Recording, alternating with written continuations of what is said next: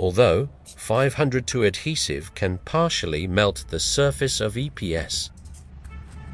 This effect actually contributes to the formation of a highly durable bond due to the following mechanisms.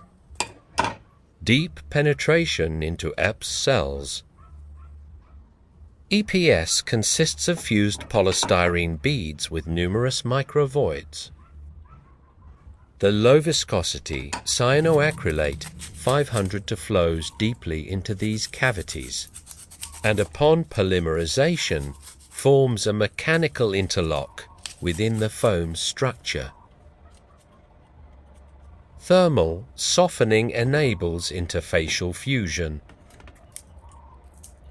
The exothermic reaction of 500 causes localized thermal softening of the EPS surface. The foam surface becomes pliable. The adhesive infiltrates the softened polystyrene layer.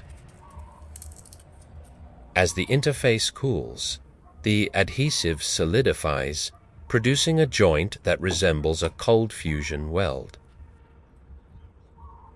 This combination of mechanical interlock and interfacial fusion explains why 502 can achieve exceptionally high bond strength on EPS, often 3 to 4 times stronger than conventional adhesive bonds.